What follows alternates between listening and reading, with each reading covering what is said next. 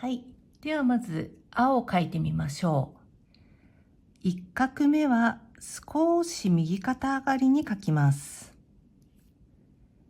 2画目は少し曲線を描いて描きます。3画目はここが少しだけ出るのがポイントです。そしてここの下の高さを揃えて一旦止める。で、ここでも一旦止める。そしてあとはゆっくり大きく円を描くように描いて、最後はスッと払います。では描いてみましょう。1画目、少し右肩上がりに描きます。2画目は少し円を描きながら描きます。3画目はこの辺りから左下に下ろして下揃えて一旦止める。そして上げて一旦止める。あとは円を描くように大きく描いて最後は払います。良くない例としては、例えば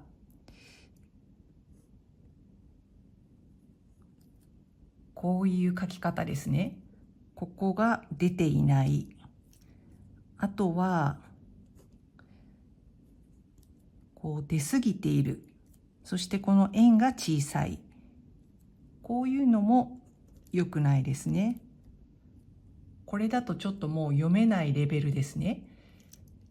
なのでこうふっくら曲線を描きながらしっかりクロスさして描く。こんな感じでぜひ描いてみてください。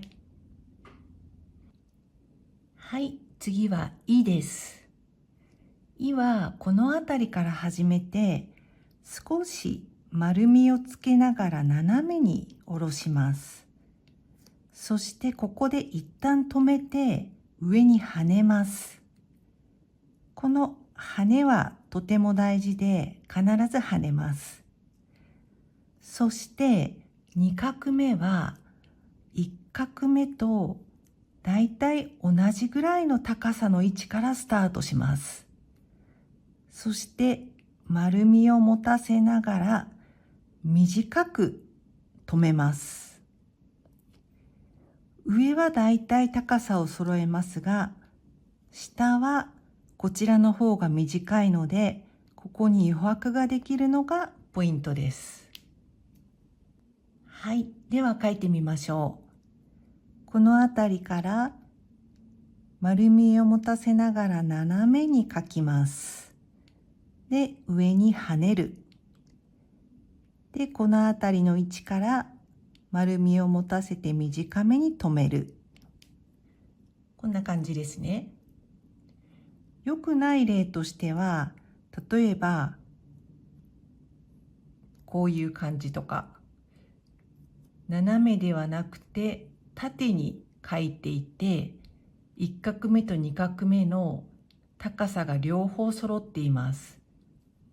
こういう字は良くないです。斜めにふっくら曲線を描きながら書いて、2画目は短く書く。このように書きましょう。あと、本の印字でたまにこうつながっている意を見ることがあると思うんですけれども、手書きの場合は必ずこのように1画目と2画目を離して書きます。これどうしてかっていうと、本の印字というのはデザインされたものなので、遠くからでも見やすいようにこうつながっていることがあるんですね。ただ手書きで書く場合は離して書きますので、このように書いてください。はい、次は「う」です。「う」は縦長に書くときれいに書けます。1画目はぐっと止める。そしてスッとペンを抜きます。2画目はこの辺りから右上にぐーっとペンを持ち上げて、曲線を描きながら最後スッと払います。はい、では書いてみましょう。1画目、2画目、右上にぐーっと持ち上げて曲線を描きながら最後スッと払います。お手本によっては1画目がこんな感じで跳ねている場合もあると思うんですけれども、これでも大丈夫です。どちらでも大丈夫です。はい、次、絵です。絵はちょっと形が難しいですよね。2画目は全部つなげて描きます。ではポイントを見ていきましょう。1画目は「う」と同じ。右斜め下に向かってぐっと止めます。で、2画目は右上に向かってペンを走らせて、ここで一旦止めます。で、左下斜め45度に下ろして止めます。で、来た道を戻るように真ん中あたりまで戻ります。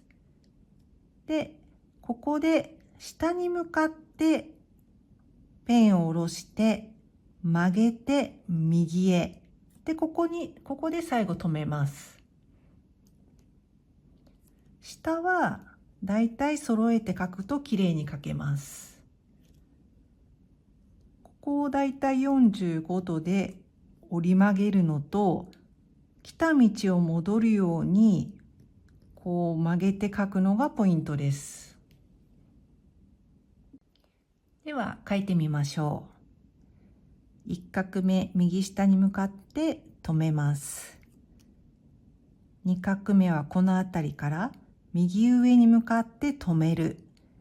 左下45度に向かって下ろして止める。来た道を戻るように真ん中まで書いて下に下ろします。で、右に曲げて止める。こんな感じです。良くない例としては、例えば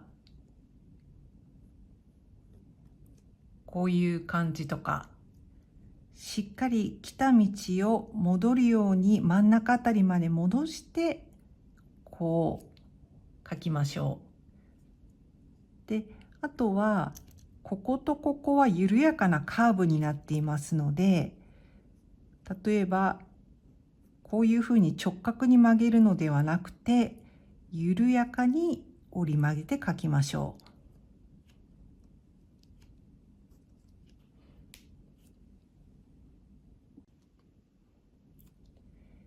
絵も「う」と同じで1画目がこういうふうになっている場合もありますが、これでも大丈夫です。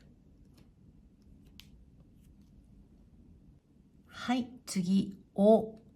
「お」は1画目右肩上がりに書いて止めます。2画目は上から下にまっすぐ下ろしてここで一旦止めます。そして左上に持ち上げてここでも止めます。あとは右上にぐーっと持ち上げながら曲線を描いて、最後くるっとスッとペンを抜いて、抜いた先に最後の点を打って終わりです。はい、では書いてみましょう。まず1画目右肩上がりに、2画目上から下にまっすぐペンを下ろして止めます。左上に持ち上げて、さらに右上にぐーっと持ち上げて曲線を描きながらくるっと抜いて最後点を打って終わりです。ポイントとしては、この点を必ず打つということと、あとはここの三角形があんまり大きくならない方が綺麗に描けるかなと思います。例えばこういうふうに大きくなってしまうとバランスが悪くなってしまうので、これでも十分読めることは読めますが、少し小さめに書いてあげることでかっこよく書けるかなと思います。はい、次か。かはまず右肩上がりにぐーっと書きます。右肩上がり、そして折り返して左下へ。で、ここで一旦止めます。で、跳ねる。この跳ねはとても大事です。必ず跳ねます。で、2画目は右上から左下に向かってぐーっと伸ばします。で、止める。3画目はこのライン上になるようにだいたいスタートするときれいに書けます。なのでこの辺りから始めてポンと下ろして止めます。ポイントはここを必ずしっかり跳ねるということと、この線は斜めに書くということと、あとここの空間が狭くなると窮屈に見えるので、しっかり空間を取って書くときれいに見えます。はい、では書いてみましょう。この辺りからぐーっと右上、真ん中あたりで折り返して左下へ。ここで一旦止めてしっかり跳ねます。で、2画目はこの辺りから左下に向かって伸ばします。で、止める。で、3画目はこのライン上のあたりからしっかり空間を取ってポンと書きます。で、止める。こんな感じですね。良くない例としては、例えばこういう感じですね。ここを跳ねていないのと、あと縦に書いています。これは斜めに書きますね。あとここが狭いので窮屈に見えます。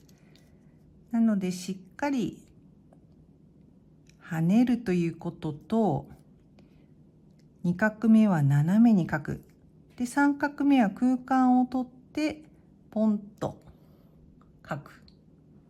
こんな感じで書いてみてください。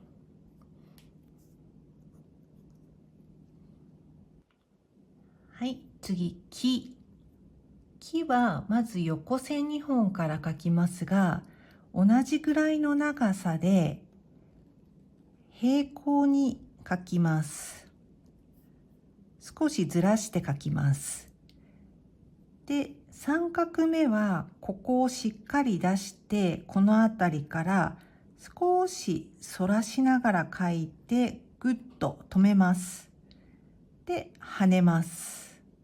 これも大事、しっかり跳ねましょう。で、ここにつながるようなイメージで4画目を書きます。この辺りからぐーっと斜めに下ろして止めます。ポイントはここがだいたい3等分になるように書くときれいに書けます。では書いてみましょう。この辺りから横線平行に書きます。で、3画目はしっかり頭を出して反らしながらぐーっと伸ばして跳ねます。で、つながるような位置からぐーっと下ろして止めます。こんな感じですね。で、木もですね、フォントによってはこういうふうにつながっている場合があると思うんですけれども、手書きで書くときはここはつなげて書きません。必ずこのように離して書きます。で、良くない例としては、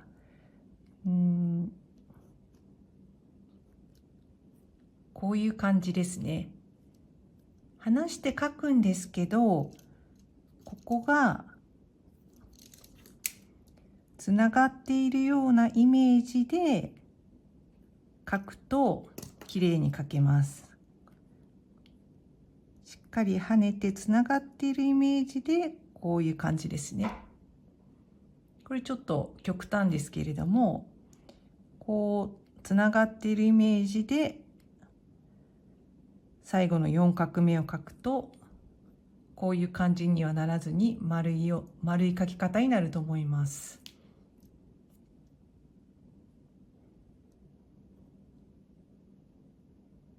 こういう感じですね。はい、次は句です。句は簡単ですね。ここで一回止めて、中心で折り返して最後止めて終わりです。ここは90度よりもやや広く書きます。はい、では書いてみましょう。この辺りで折り返してぐーっと止めます。はい、こんな感じです。はい、次はけです。けは1画目、まず少し左側に膨らむように下ろしてしっかり跳ねます。この跳ねは大事。必ず跳ねます。で、2画目はここからこうつながるようなイメージで、この辺りからぐーっと書いて止めます。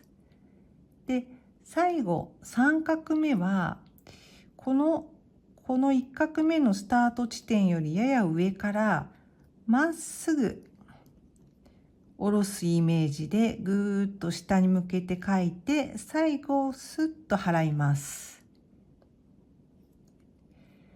1画目より3画目の方が少し長くなるように全体を書くときれいに書けます。はい、では書いてみましょう。まずこの辺りから少し膨らませながら下に下ろして、ここでしっかり跳ねます。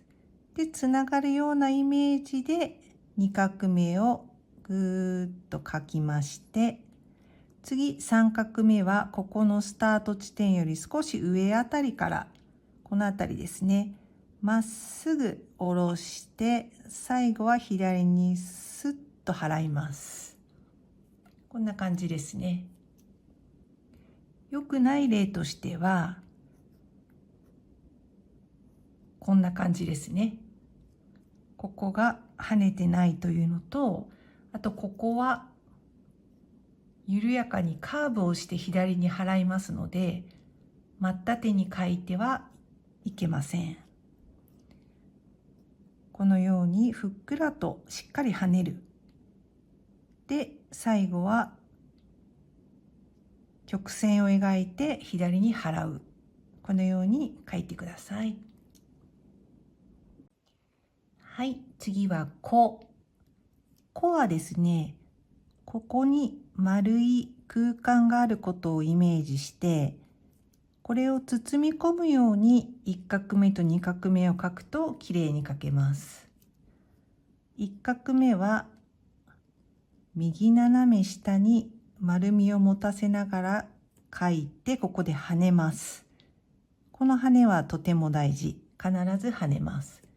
で、この先からつながるようなイメージで2画目を柔らかく曲線で書いて最後止めます。こんな感じです。はい、では書いてみましょう。この辺りから丸く右下に下ろして跳ねます。2画目つながるイメージで丸くぐーっと書いて止めます。これで完成です。良くないイメージとしては、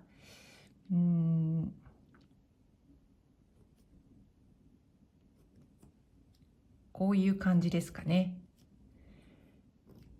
こう直線的になってしまっていて、右肩上がりなので、子なのかどうか判断が難しくなります。なので、柔らかく真ん中の丸を包み込むようなイメージで、右下に下ろして柔らかく2画目を描く。こんな感じで描いてみてください。はい、次、さ。さは、まず横線を右肩上がりにちょっと長めに描きます。最後は止める。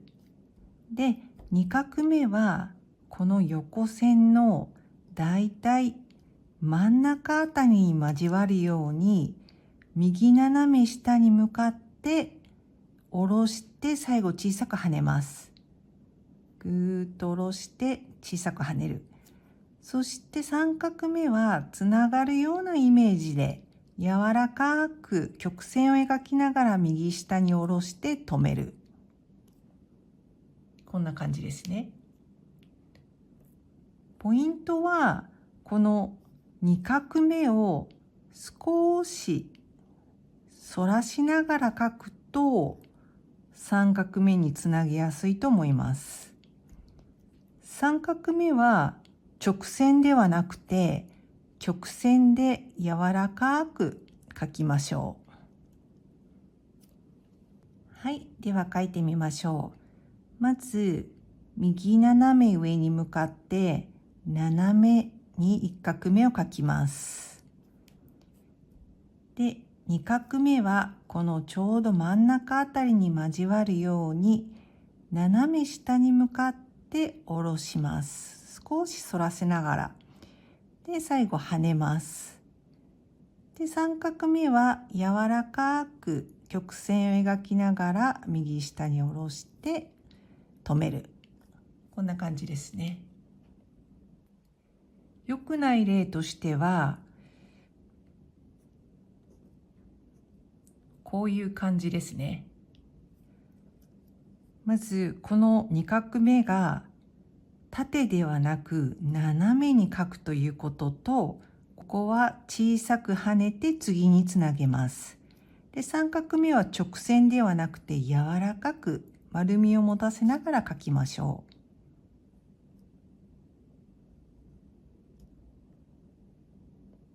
こういう感じですね。はい、次、し。しは簡単ですね。真ん中のラインよりも少し左のあたりの位置からスタートして、まっすぐ下に向けて線を描きます。で、下まで来たら柔らかくカーブをして斜め上に向かってスッと筆を抜きます。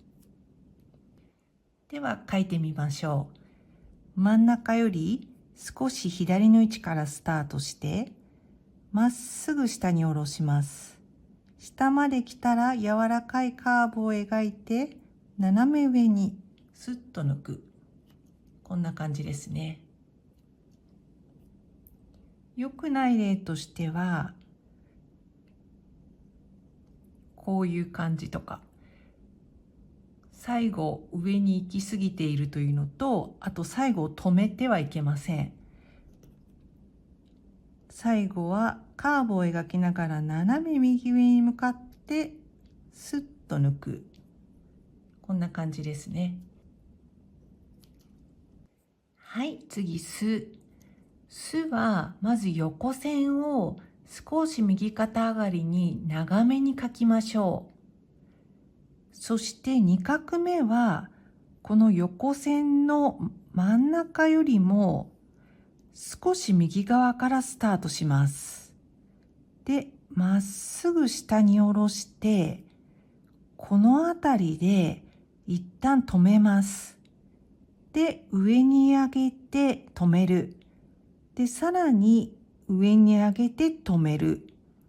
で、その後は下に引っ張って左下にスッと流します。ここはお手本ではまん丸になってますが、ちょっとここで止めて、三角形に近いような形にするのが手書きでは美しく見えます。ちょっとここ分かりづらいと思うので実際書いてみましょう。まず横線を少し右肩上がりに長めに書きます。で、真ん中よりも少し右あたりから2画目をスタートしてぐーっとまっすぐ下に下ろします。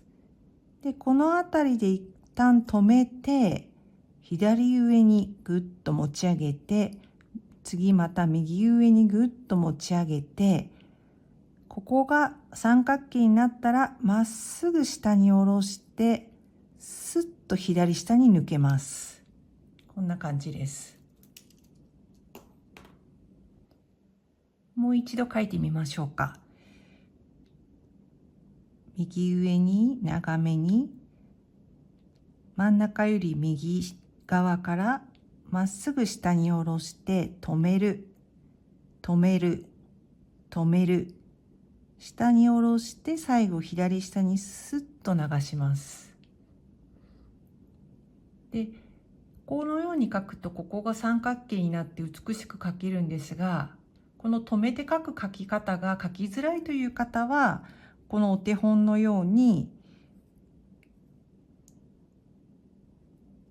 丸く書いても大丈夫です。どちらでも大丈夫。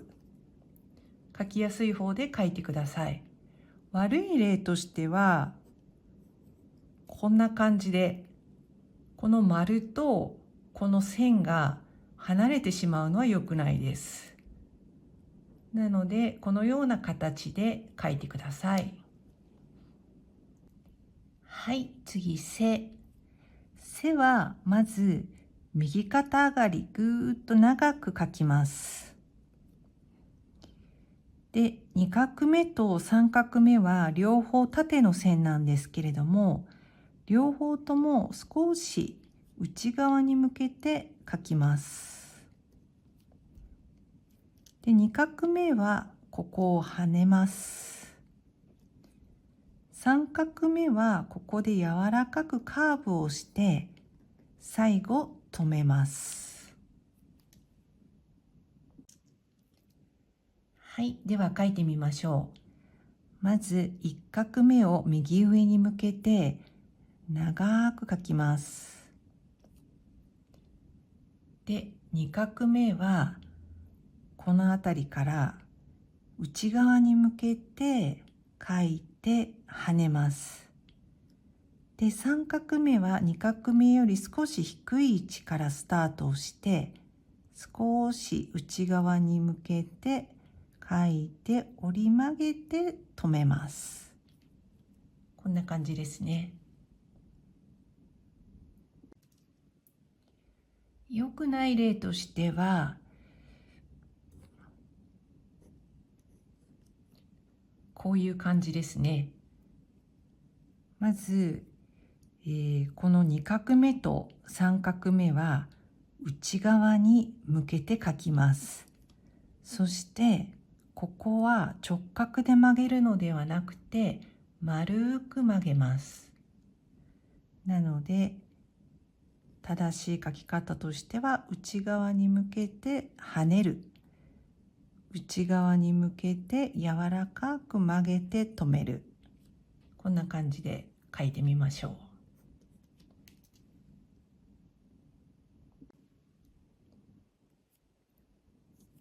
はい、次、ソ。ソはこれすべて一画で書きます。で、上の部分はアルファベットの Z を少し潰したような形をしています。で、下はぐーっとカーブして最後止めて終わりです。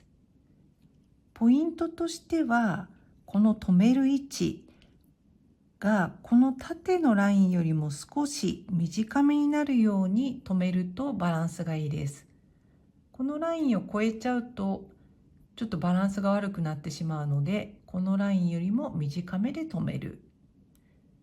あとはこう斜めに線を引いた時にこの中にだいたい収まるように書くとバランスがきれいです。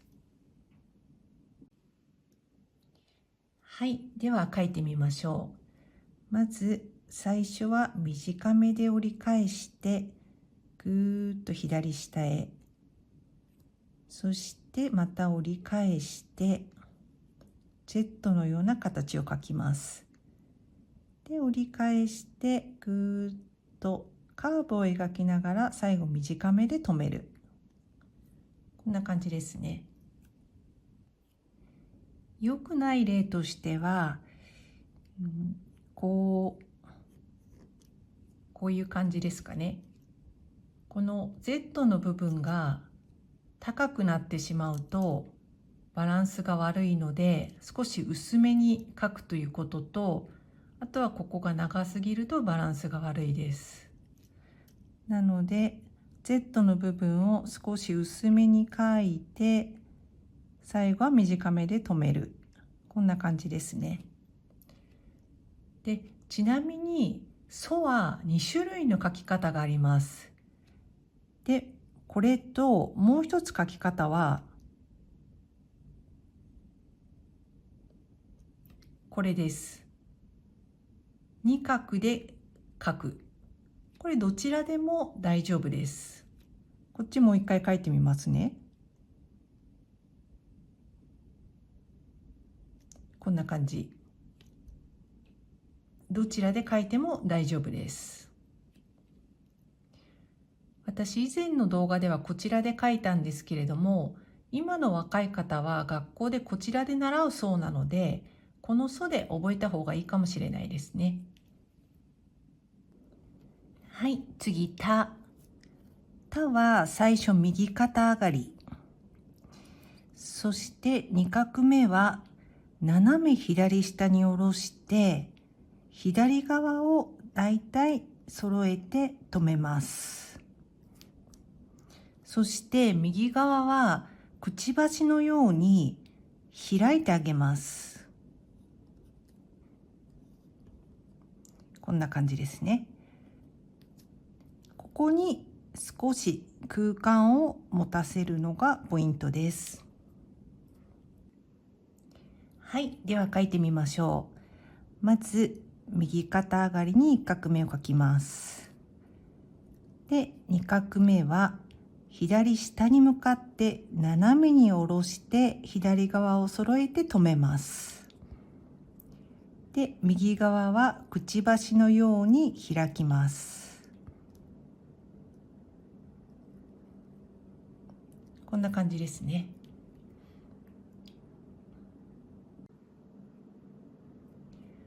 お手本によってはここがこう跳ねているものもあります。これでも大丈夫。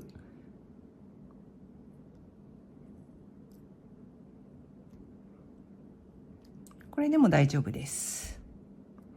悪い例としてはこんな感じですかね。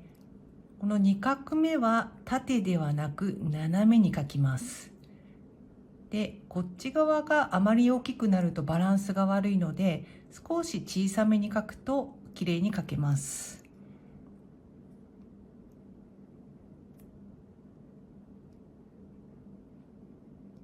こんな感じですね。こっちでもこっちでも大丈夫です。はい、次、ち。ちはまずやや右肩上がりに1画目を書きます。で、2画目は少し斜め左下に向かって下ろして、ここまで来たら折り返して右上に向かってぐーっとカーブを描きながら曲げて、最後スッと払います。ポイントはここの空間がまん丸ではなくて卵の形になるようにカーブを描くというのがポイントです。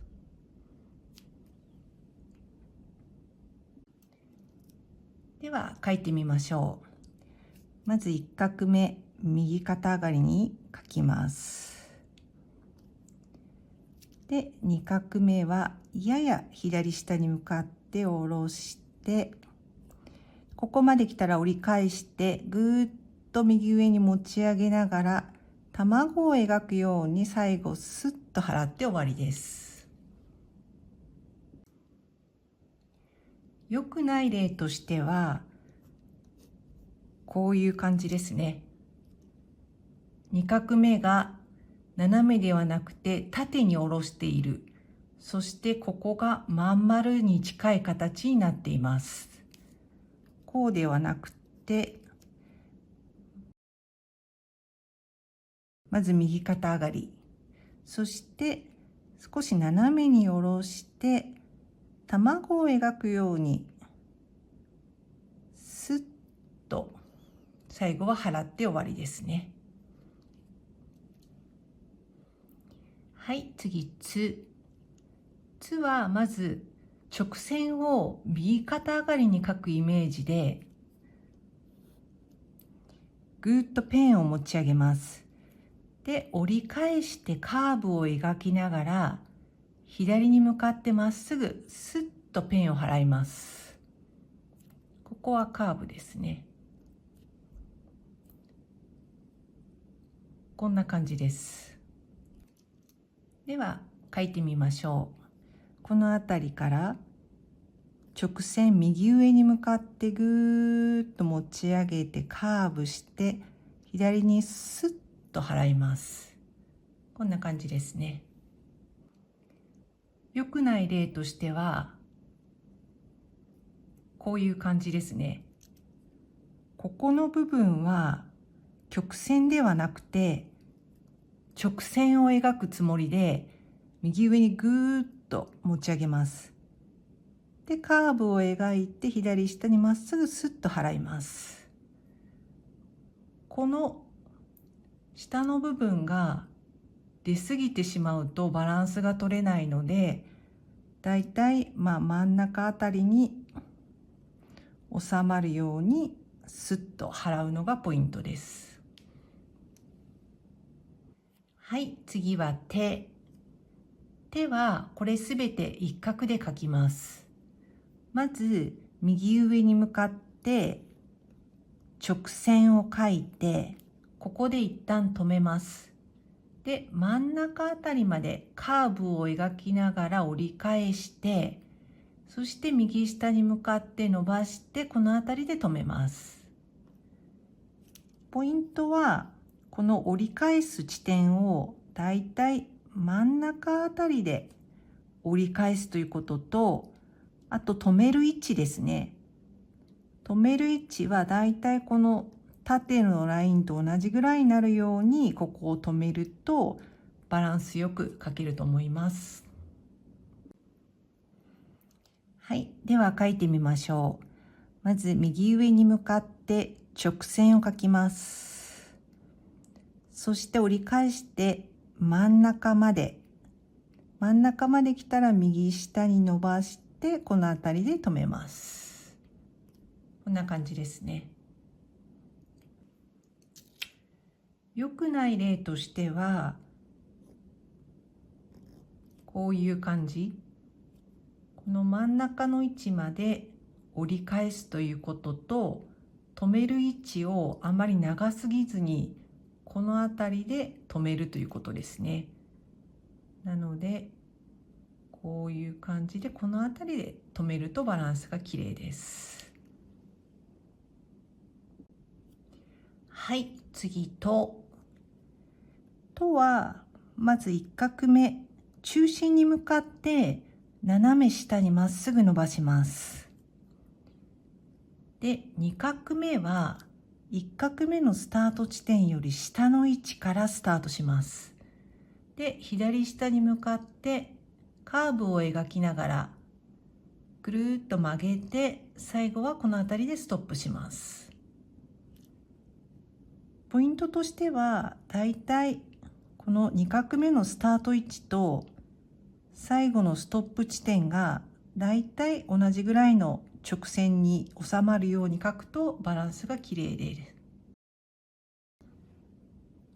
あとこの底はまっすぐになるように書きましょう。はい、では書いてみましょう。まず中心に向かって斜め下にまっすぐ伸ばします。次、2画目のスタート地点は1画目のスタート地点より下の位置から始めます。で、左下に向かって伸ばしてカーブを描きながら最後はこの辺りでストップします。こんな感じですね。良くない例としてはこんな感じですね。ここの空間が大きすぎるとバランスが悪いので、なのであんまり大きくならないように下の位置からスタートしてこの辺りで止めると。少しここの空間を小さめに描くときれいに描けます。はい、次な。なはまず1画目やや右肩上がりに描きます。で、2画目は斜め左下に向かって下ろしてストップ。この止める位置はだいたいこの1画目のスタート地点と揃えるときれいに描けます。で、3画目はこの1画目のラインよりも下に来るようにスタートするときれいに描けます。で、ここは跳ねる。必ず跳ねます。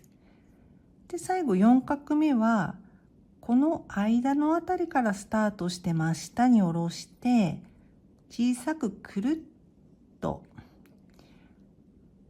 円を描いて止めて終わりです。はい、では書いてみましょう。まず1画目、斜め上に向かって書きます。で、2画目は左下に向かって下ろします。で、左を揃えて止める。で、3画目はこのラインよりも下の位置から書いて跳ねます。で、4画目はここの間あたりからスタートして真下に下ろしてぐるっと丸を作って止めます。こんな感じですね。お手本によってはこの最後の丸が三角形になっている場合もありまして、それでも大丈夫です。ちょっと書いてみますね。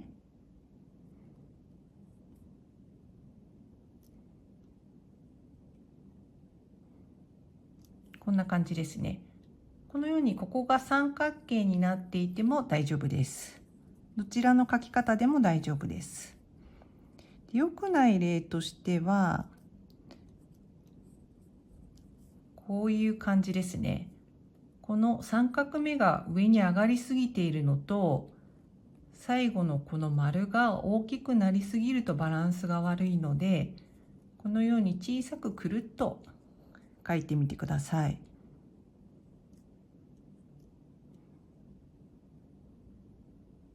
こんな感じですね。はい、次に2はまず1画目、少し膨らませながら下ろして最後跳ねます。ここ大事。しっかり跳ねます。で、2画目、3画目はさっきのタと同じように少しくちばしのように広げながら書きます。で、ポイントとしてはこの横のラインに収まるようにこの右側を小さく書くということですね。なのでここにはスペースができるのがポイントです。はい、では書いてみましょう。まず少し膨らませながら下に下ろして跳ねます。で、2画目、3画目はこのラインよりも小さくなるように少し広げながら書きます。こんな感じですね。で、お手本によってはここがこう跳ねている場合もあります。これでも大丈夫。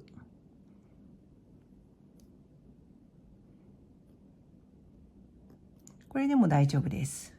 どちらでも書きやすい方で書いてもらって大丈夫です。で、悪い例としてはこういう感じですね。ここが跳ねていないのと、ここが大きくなりすぎてしまうとバランスが悪いので、少しこのラインに収まるように小さめに書くのがきれいに書けるポイントです。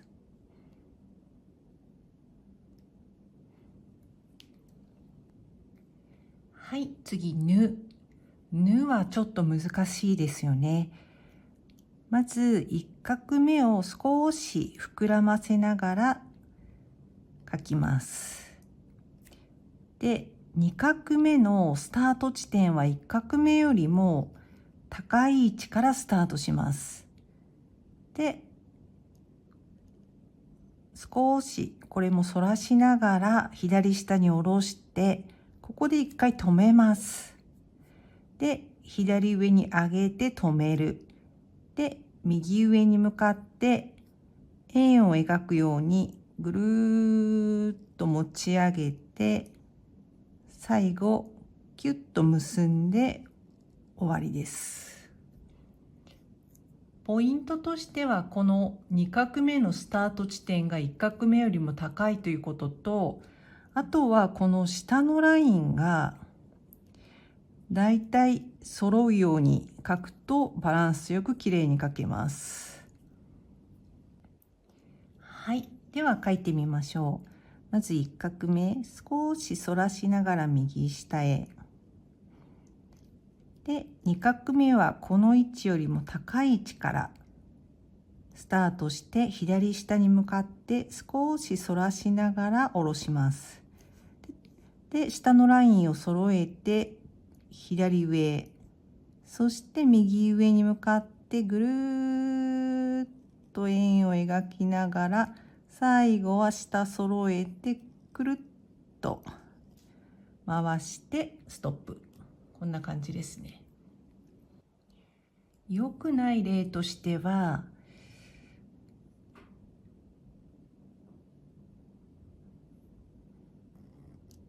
こういうふうに下のラインが揃ってない、こういうのは良くないです。この下のラインを揃えて書くときれいに書けるので、もう一回書いてみましょう。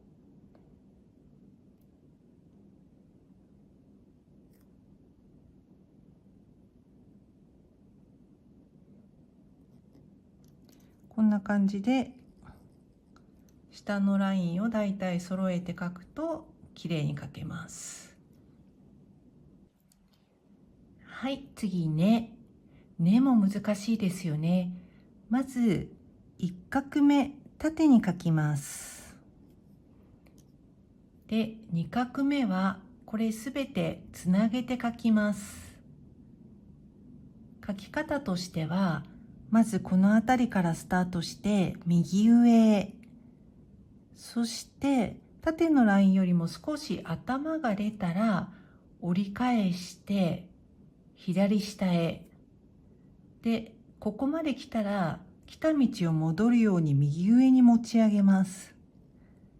で、下に向かって最後小さく結び目を作ってストップ。ポイントとしては、この縦のラインをだいたい揃えるということと、あとはここの下へ向かうトップの位置ですね。この位置がこの1画目のスタート地点よりも下に来るように書くということですね。なのでこう大きくなりすぎない。あとはこの下のライン、1画目が一番長いので、こことここは少し余白ができるように書くときれいに書けます。では書いてみましょう。まず1画目、ぐーっと縦に書きます。で2画目この辺りから右上に向かって少し頭が出たら折り返して左下へ。で左が揃ったら来た道を戻るように持ち上げて、この辺りで下に向かって最後結び目を小さく作ってストップです。お手本によってはこの結び目が三角形になっている場合もあります。それでも大丈夫。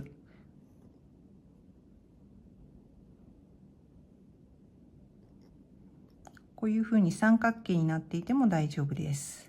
どちらでも大丈夫。良くない例としては、ここが出過ぎていたりとか、あとは来た道を戻らずにこういう感じになってしまう。この結び目も大きいのでバランスが取れていませんよね。こういうのは良くないです。まず縦に書いて、少し出たら折り返して右上に来た道を戻る。で小さく結び目を作ってストップ。こんな感じですね。はい、次の「の」はまず中心からスタートして左下へ。でここで一旦止めます。で左上に持ち上げて、ここでも一旦止めます。であとは大きく円を描くようにぐるーっと丸めて、ここで払って終わりです。これお手本はもうまん丸になっちゃってますが、ここで一旦止めてぐるーっと書くと書きやすいです。はい、では書いてみましょう。中心から左下に向かってぐーっと書いて止める。で左上に上げて止める。であとは円を描くようにぐるーっと書いて最後シュッと払う。こんな感じですね。良くない例としてはこういうの。これはここがくっついてないのでダメです。ここをきちんとつけて、こういう感じで書いてあげましょう。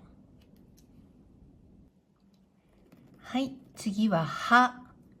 歯はまず1画目少し膨らませながら下に下ろして最後跳ねます。ここ大事、必ず跳ねます。で2画目はやや右肩上がりに書いて、3画目はこの1画目のスタート地点よりもやや高い位置からスタートして真下に下ろします。そして最後小さく結び目を作ってストップ。こんな感じですね。下のラインはこの1画目の方が長くなるように、ここに少し余白を作るように書くとバランスがきれいです。では書いてみましょう。まず1画目少し膨らませながら下に下ろして最後しっかり跳ねます。で2画目は少し右肩上がりに書きます。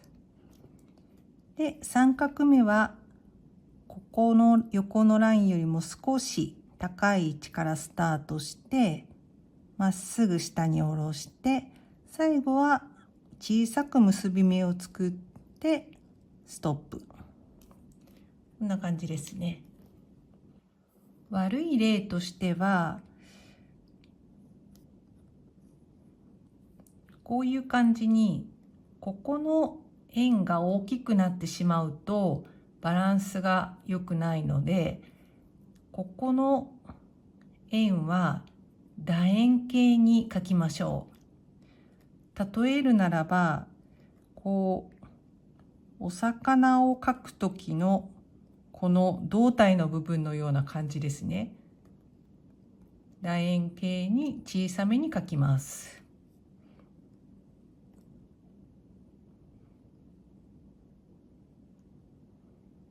こんな感じですね。はい、次は日。日はですね、これすべて一画で書きます。で、ポイントは全体を柔らかい曲線で書くことです。で、ここの部分、この下に下ろすときに、ここしっかり膨らませましょう。で、ここで一旦止めます。で、右上にぐーっと持ち上げて、そして最後はまた少しこう反らせるような感じで下に向かってストップです。ここの部分がお手本だとこうかなり丸っこくなっていると思うんですが、もう少しこう尖るような感じで手書きでは書いて大丈夫なので、ここで一旦ペンを止めます。では書いてみましょう。まずこの辺りからしっかり膨らまして下ろします。で、ここまで来たらペンを止めて、右上に向かってぐーっと持ち上げて、反らしながら下に。こんな感じですね。良くない例としては、こういうふうにここの部分が開いちゃうと良くないので、ここはしっかりこう閉じると言いますか、狭くするように書きます。こんな感じですね。はい、次、ふ。ふはまず1画目、この上から書きます。そして必ず跳ねます。で、跳ねた先あたりから2画目を書いて、カーブして最後スッと払います。で、この払った先からスタートするように3画目を書いて、しっかりここも跳ねます。で、この跳ねた先に最後点を打って終わりです。ここはしっかりカーブさせるということと、あとここもしっかり跳ねましょう。あとこの右側のパーツは左側のパーツよりも上に来るように書きます。なのでこれがあんまり下がりすぎないように書きましょう。はい、では書いてみましょう。まず1画目、しっかり跳ねます。で、跳ねた先から2画目を下ろして、スッと払う。で、その先あたりに3画目を下ろして、しっかり跳ねる。で、4画目は最後少し上の位置に点を打ってストップ。こんな感じですね。良くない例としては、こういう感じですね。ここの2画目はしっかり斜めに入ってスッと最後払います。あと3画目と4画目はしっかり跳ねる。で、4画目は少し上の位置に斜めに下ろすということがポイントですね。はい、ではもう一回書いてみますね。1、2、3、4。こんな感じですね。はい、次、へ。へは左側よりも右側の方が長くなるように書きましょう。そしてこのスタート地点よりも低い位置で最後止めます。で、この折り曲げる位置、頂点ですね。これはこの全体の中心の線よりもやや左に来る位置で折り曲げて伸ばします。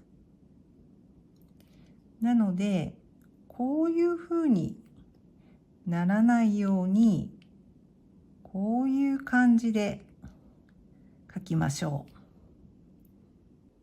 はい、では書いてみます。中心より左で折り曲げて右に向かってぐーっと伸ばします。ストップ。こんな感じですね。はい、次、ほ。ほはまず1画目、少し膨らませながら下に下ろして、最後しっかり跳ねます。必ず跳ねます。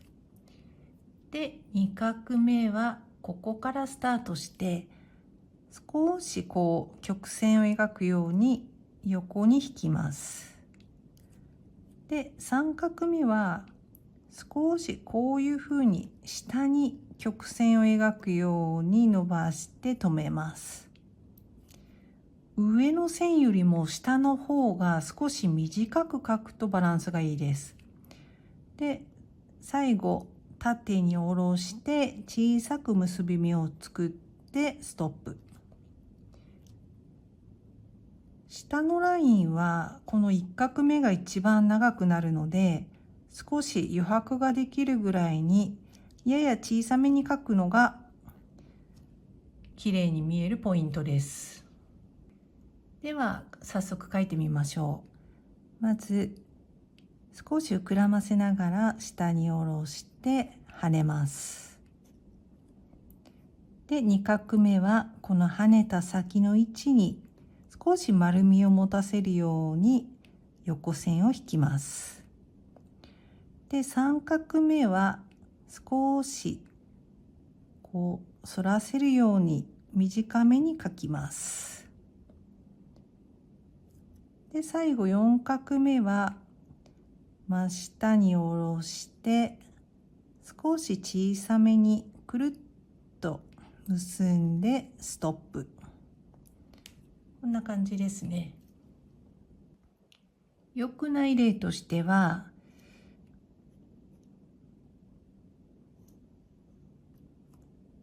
こういう感じですかね。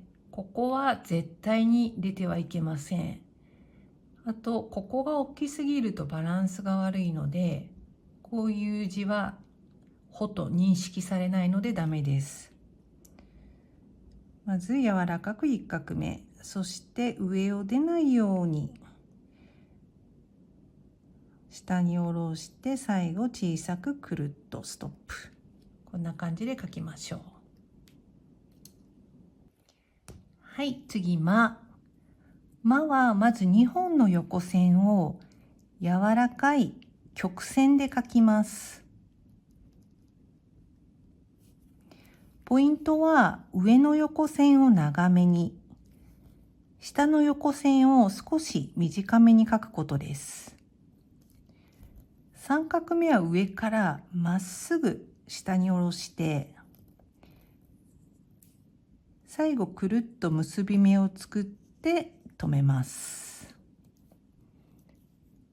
この下のラインを揃えて書くと綺麗に見えます。はい、では書いてみましょう。まず横線2本、柔らかい曲線で、上は長めに、下は少し短めに書きます。で、3画目は上から真下に下ろして、最後結び目を作って下のラインを揃えて止めます。こんな感じですね。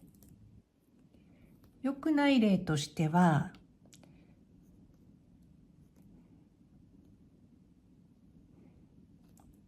こういう感じですね。上は必ず突き出ます。そしてここの結び目があんまり大きくなってしまうとバランスが良くないので、少し楕円形になるように書くと綺麗に書けます。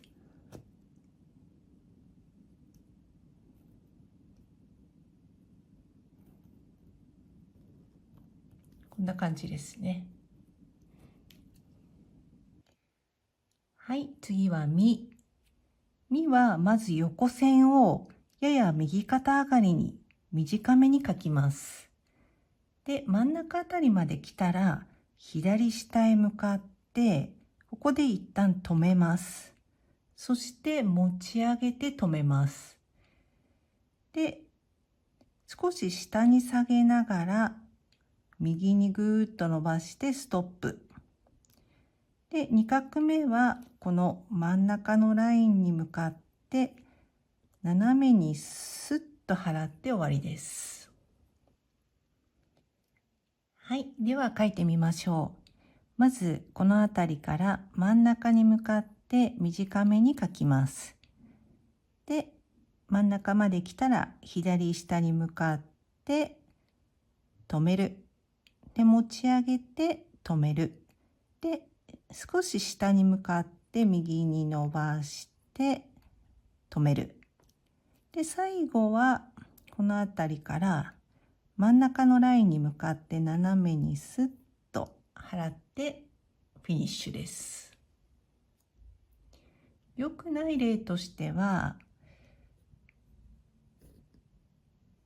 こういう感じですかね。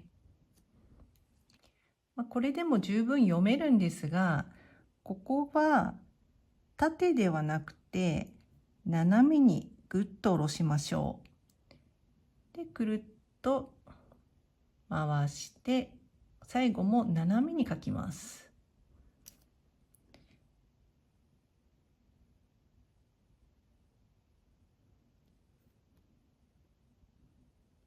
こんな感じで書きましょう。はい、次はむ。むはまず1画目、やや右肩上がりに書きます。で、2画目なんですが、上から下に伸ばして、この結び目は下の位置に来るように書きます。で、ここの底の部分は柔らかくカーブをして、最後スッと上に跳ね上げます。こういう感じですね。カーブをして上にスッと跳ね上げる。で、この跳ね上げた先のラインとこの1画目の横のラインが交わる位置に最後点を打ちます。はい、では書いてみましょう。まず1画目、やや右肩上がりに書きます。で、2画目は上から下に下ろして、下の方で結び目を作って、底の部分は柔らかくカーブをして上にスッと跳ね上げて最後点を打ちます。こんな感じですね。良くない例としては、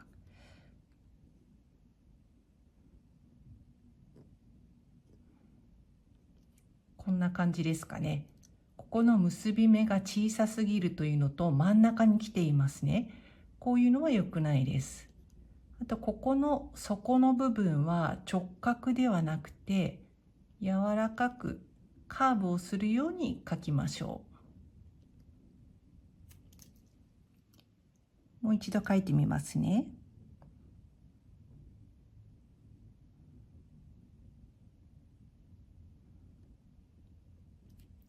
こんな感じですね。はい、次、目。目はまず1画目、柔らかくやや曲線を描きながら中心に向かって下ろして描きます。で、2画目は1画目のスタート地点よりも高いところからスタートします。で、こちらも柔らかく曲線を描きながら下ろして、ここで止めます。で、持ち上げて止める。で、あとは弧を描くように大きくぐるーっと曲線を描いて、最後スッと払って終わりです。こことここの位置をだいたい揃えると綺麗にバランスが取れるかなと思います。はい、では書いてみましょう。まず1画目、柔らかく下に伸ばします。で2画目は1画目よりも高い位置からスタートして柔らかく伸ばしてストップで持ち上げてストップ。あとは大きく弧を描きながら曲線を描いて最後スッと払います。この目は以前描いたヌと形が似ていますね。ヌは最後結び目を作りますが、目は最後スッと払って終わりです。他の部分の形はほぼ同じですね。もう一度目を描いてみましょう。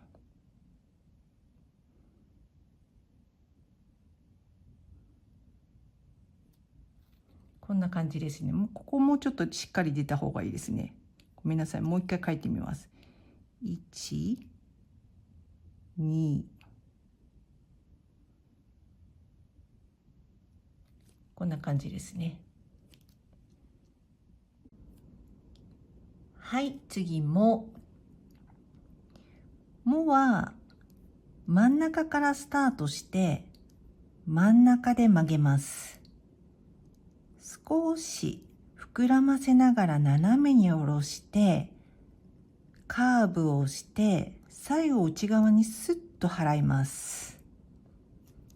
その後柔らかく曲線で横線を2本描いて完成です。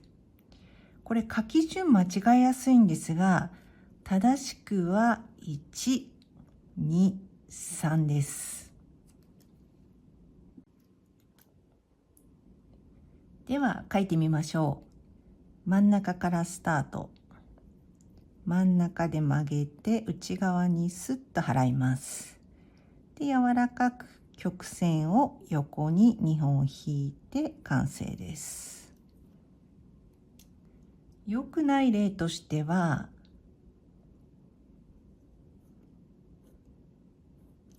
こういう感じですね。この1画目は縦ではなくて斜めに入ります。そして内側に払う。で、この横線は長すぎるとバランスが悪いので、あんまり長すぎないように、こう縦のラインになるように描くと美しいです。1、2、3。こんな感じですね。はい、次はや。やはまず1画目、右肩上がりにぐーっと上に伸ばします。そしてカーブをして内側にスッと払います。そしてこの払った先に点を打ってここ必ず跳ねます。で、この跳ねた先から最後斜めに中心に向かって線を下ろしてストップです。ポイントはこの筆の流れを意識するということと、あとここは必ず跳ねましょう。では書いてみましょう。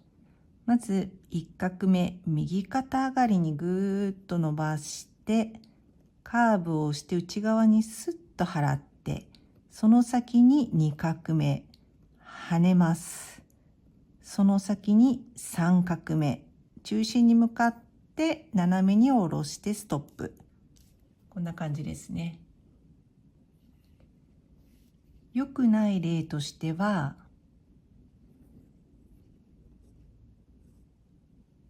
こんな感じ。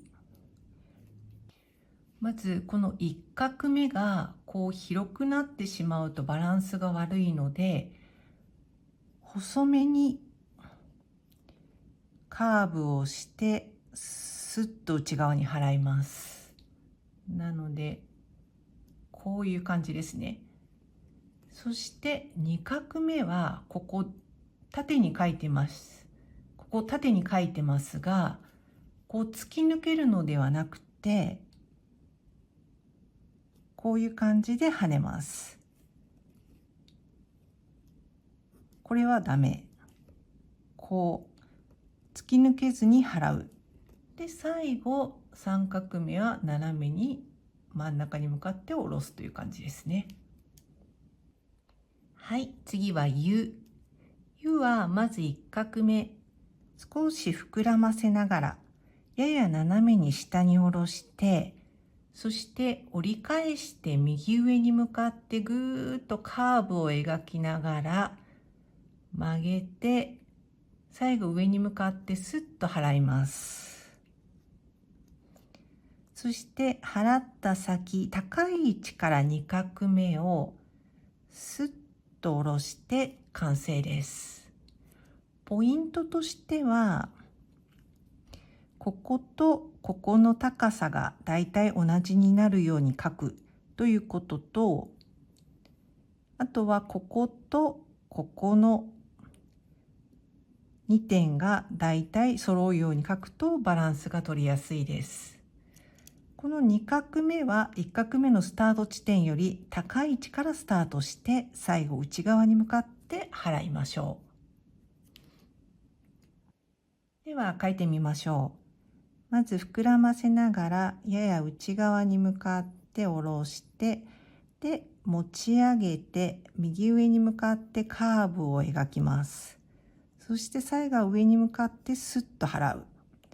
で払った先、高い位置から2画目をスッと書きます。こんな感じですね。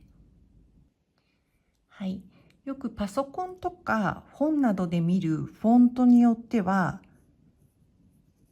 こういう感じでつながって書いてある場合があると思います。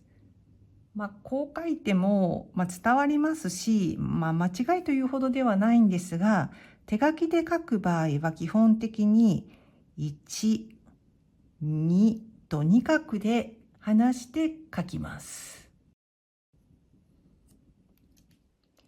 はい、次、よ。よはまず1画目、内側から外側に向かって横線を引いて止めます。2画目は上から下にまっすぐ線を下ろして、下の方でくるっと結び目を作って止めます。ここの部分は右下に向かうようにしましょう。はい、では書いてみます。まず1画目、2画目、まっすぐ下ろして結び目を作って右下にで止めます。こんな感じですね。良くない例としてはこんな感じですね。ここのラインは右下に向かいます。なのでこういうふうに右下に向かうように書きましょう。あとここの結び目が大きすぎるとバランスが悪いので、平べったい形になるようにこういうふうに書きましょ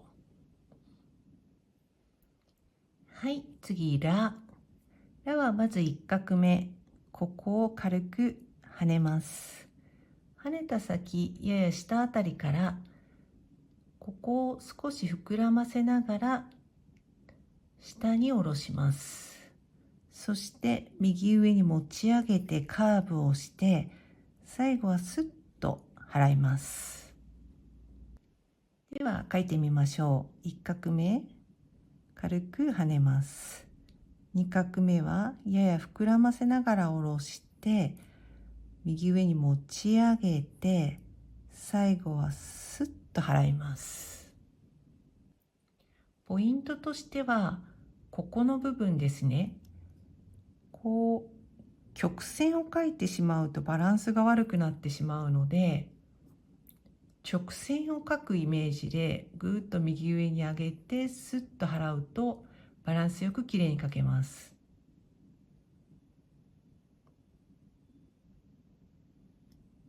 こんな感じですね。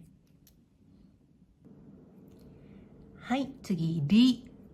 リは1画目、ここを必ず跳ねます。そして2画目は上から下に下ろして、最後左にスッと払います。ポイントは全体を縦長に書くことです。では書いてみましょう。1画目、2画目、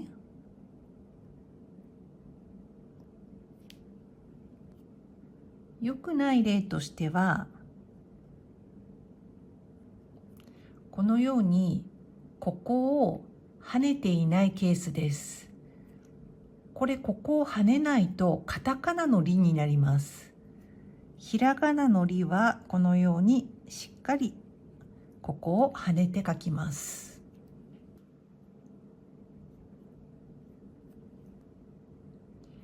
あとフォントのデザインによってはこのようにつながっているリを見ることがあるかもしれないんですけれども、手書きで書く場合はこのように1画目と2画目は離して書きます。なので1、2と離して書きましょう。はい、次ル。ルはこれすべて一画で書きます。まずここからスタートして右肩上がりに短めに書きます。そして左下に向かいます。ここで一旦止めて、右上にぐっと持ち上げて、曲線を描きながら最後くるっと結び目を作ります。ポイントはここのラインを少し長めに書くことですね。この1画目のスタート地点よりも左側に来るようにぐーっと長めに下げます。そしてこの最後の結び目は文字全体の真ん中あたりに来るように結び目を作りましょう。はい。では書きます。やや右肩上がり短めに、そして左下にぐーっと伸ばします。そして右上に持ち上げて曲線を描きながら最後真ん中あたりでくるっと結び目を作ります。こんな感じですね。良くない例としてはこんな感じ。ここは出てはいけません。あとここのラインを長めに書きましょう。もう一度書いてみます。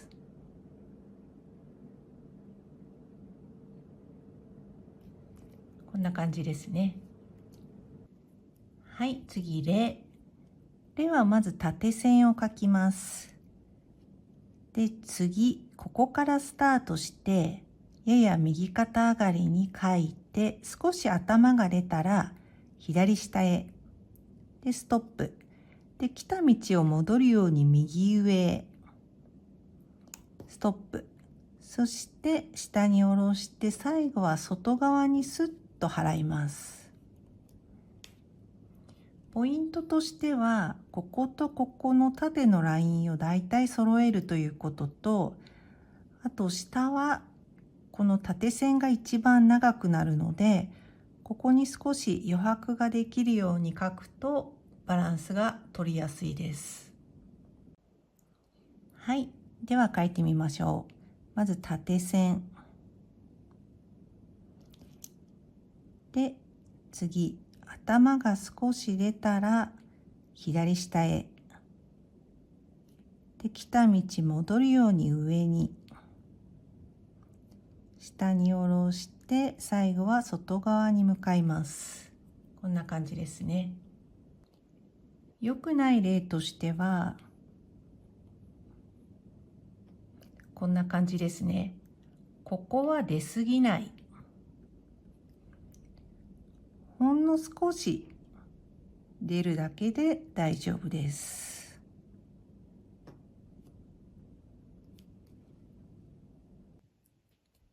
はい、次ロ。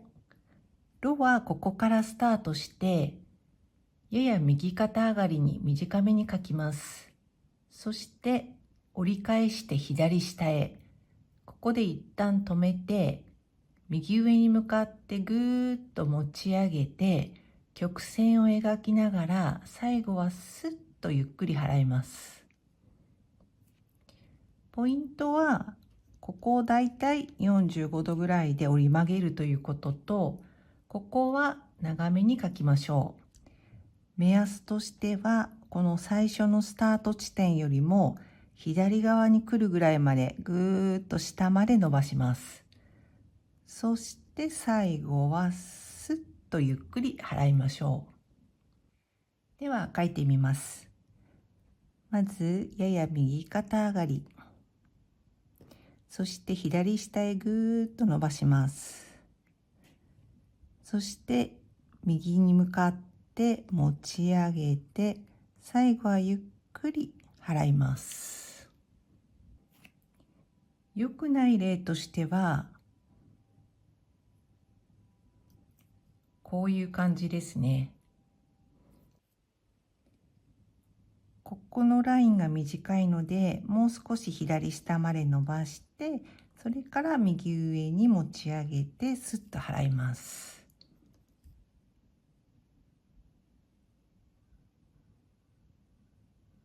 こんな感じですね。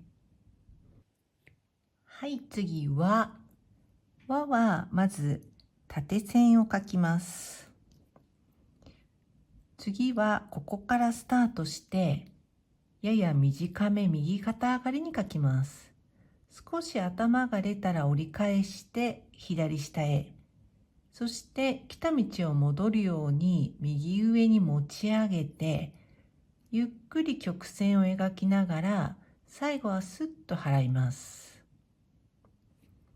ポイントはこことここの縦のラインをだいたい揃えるということと、ここはしっかり余白ができるように空間を大きくとって書きましょう。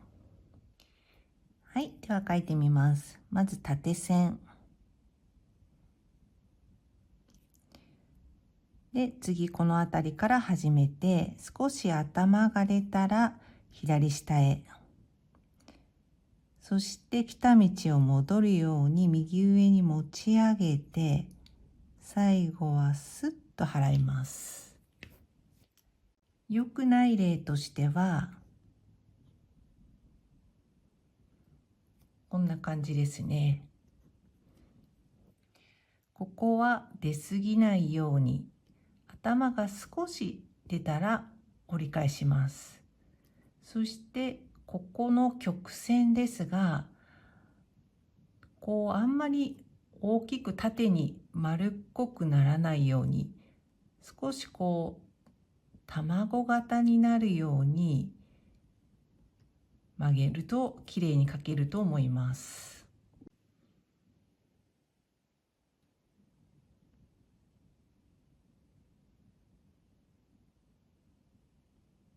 こんな感じですね。はい、次、おはまず1画目、やや右肩上がりに書きます。2画目はこの1画目の真ん中を通るように上から左下に向かって伸ばします。そして持ち上げて下へで止めます。3画目はかなり突き出た位置から左下にぐーっと伸ばして折り曲げてストップ。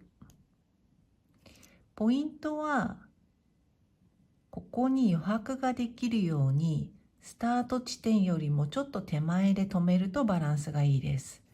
あとこことここのラインはだいたい同じになるぐらいに描くと綺麗に描けるかなと思います。では描いてみましょう。1画目やや右肩上がりに描きます。そして2画目真ん中あたりを通るように斜めに下ろして持ち上げて下へ、そしてかなり突き出た位置から左下に向かいます。折り曲げて手前で止める。こんな感じですね。良くない例としては、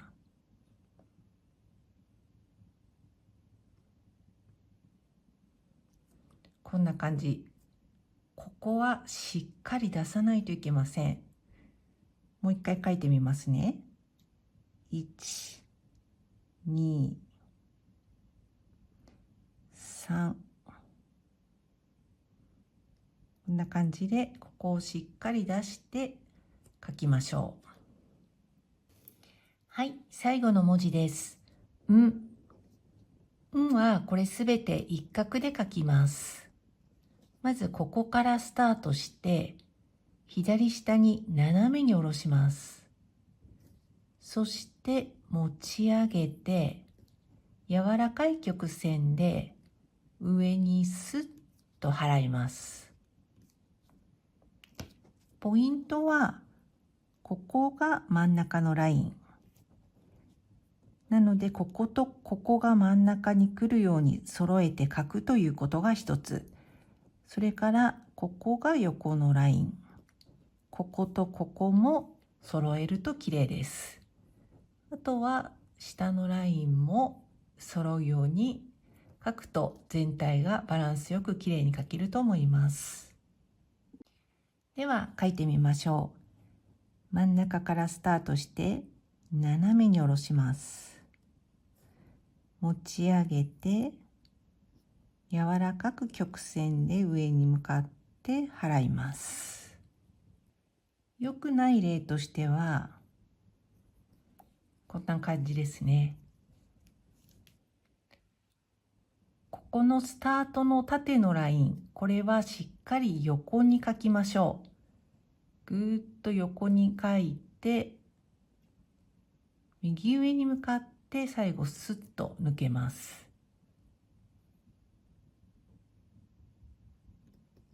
こういう感じで最後スッと抜ける。こんな感じですね。はい、お疲れ様でした。最後まで見てくれてありがとうございました。またねー。